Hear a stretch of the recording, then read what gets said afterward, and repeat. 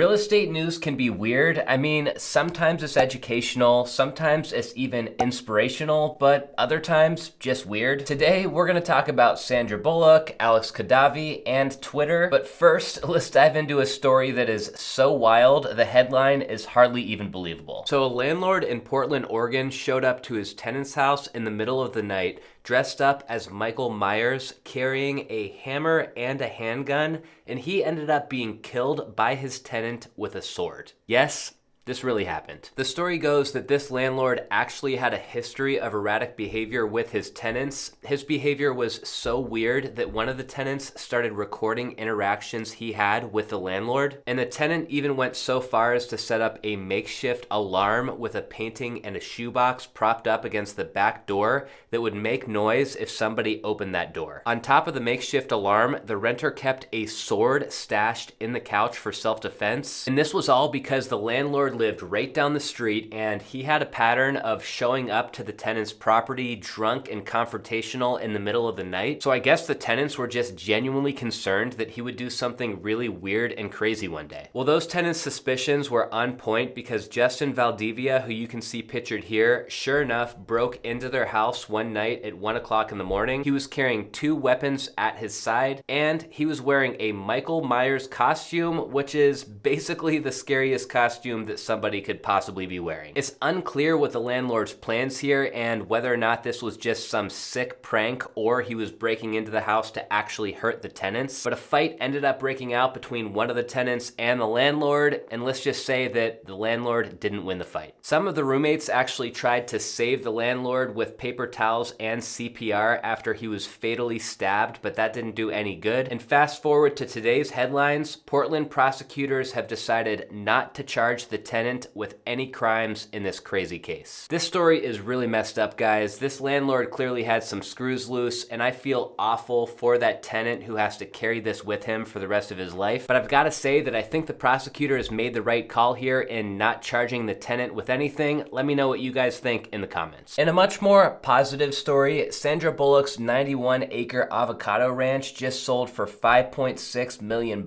which was $400,000 less than she was originally asking. $5.6 million is a ton of money, but after seeing the place, I think it's kind of a bargain. Let's check out the photos. So the cover photo gives us this drone view and shows us that it's kind of a Santa Barbara style property. It has a huge lawn, the swimming pool right off that seating area, and then palm trees everywhere. Here's the living room. It's pretty small and cozy, but kind of what you'd expect for a ranch style property like this. Here's the kitchen. It carries on those vaulted ceilings. I love how they have just a dining room table for the kitchen island, and then this detail over here with that oven is pretty cool. I bet you that's like a $20,000 oven. Here's the bedroom. So off the bedroom you have 2 sets of French doors that are opened up into the patio area, and then the other one looking out into the views. But check this one out, guys. So this is that seating area that we were looking at in the drone shot. So it's just looking out over the pool, out at those views, and with California's weather being basically perfect year round, something tells me that Sandra Bullock spent a ton of time right here. Last up, as expected, we've got some chickens on the property. It is a ranch, so that's not a huge surprise. I'm curious how many of you guys have lived around chickens in your life, but I'm kind of hoping that this coop is a little bit of a distance from the main house because these things can get crazy loud and kind of annoying in the mornings. According to a report from Mansion Global, the property has about 6,000 square feet of living space, 4 bedrooms, 6 bathrooms, and 1,200 organic avocado trees, which, by the way, I'm not sure why Sandra Bullock or anybody who's not a commercial farmer needs that many avocado trees. The property doesn't show up on Zillow's public record, probably because it's technically an agricultural property, so it's not logged here. But I did find the place on Google Earth. You guys know I love Google Earth, and this view really gives us the scale of the lot.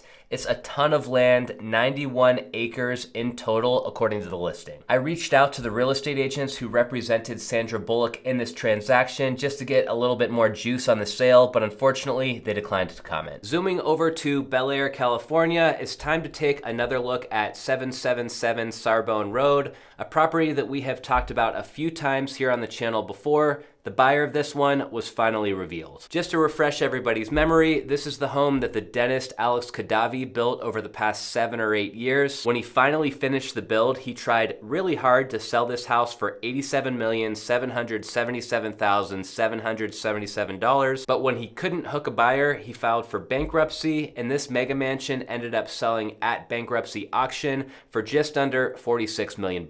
The reserve at that auction was actually $50 million, so when this sale went down, we determined that there was a ton of money that was lost on this deal. But one man's loss is another man's come up, and Alex Khadavi's loss has become the gain of a genius video game programmer, Jeremy San, and his wife, Natasha. I'm always fascinated to see the people who end up being the buyers of these crazy mega mansions in California. I mean, if I had to guess, I would have said that probably some bachelor crypto billionaire would have been the buyer of this house. But nope, just a regular old guy bought this one that became a self-made millionaire after learning to become a programmer as a teenager. Nice job, man. Reading Jeremy's bio page is fascinating. He started development systems, he created actual video games, he created copyright protections for old school computers. Then he ended up landing a super lucrative partnership with Nintendo, where he helped them to develop multiple games and taught them how to develop 3D games. As a kid who grew up in the 90s, this story was giving me some nostalgia. I played a lot of Nintendo growing up, so thank you, Jeremy Sam, for your contributions to the video game world. Enjoy your new house. Twitter has a ton of office space, with their headquarters being in San Francisco, and ever since Elon Musk took over the company, they have not been paying their landlords rent. Musk has been the source of a good amount of controversy since he took over Twitter, with a big focus on the mass layoffs that he's been doing to cut costs. And sure, if you buy a company who is overspending and losing a ton of money every month, it only makes sense to walk into that new role and make some changes. But one of those changes is that he stopped paying rent on all of his office space, which seems like a pretty bold and rogue move to me, unless Elon Musk's goal is just to get Twitter evicted from all of their office space altogether. Most leases have grace periods built into them, meaning that people and corporation have a few days to not pay rent and not face a penalty. But the CEO making a call to not pay rent for weeks is definitely something that I'd consider erratic behavior, just like Jim Cramer said the other day. Just to understand how much office space Twitter has and how much money they're paying in rent, we need to look at their most recent financial statements. As far as the amount of office space they lease out, it is a ton. The facilities section of their 2021 financial statements say that they leased office facilities around the world totaling approximately 1.7 million square feet. 1.7 million square feet of office, that is a ton of space for a company that is downsizing and that has a lot of people who work from home. And back to the statement, zooming down to note 6 under operating and finance leases, you can see here that they are saying their total lease cost in 2021 is listed as $333,963. But it's important to note that this figure is listed in thousands on financial statements like this, which means their actual lease obligations in 2021 were over $333 million. That amounts to almost $30 million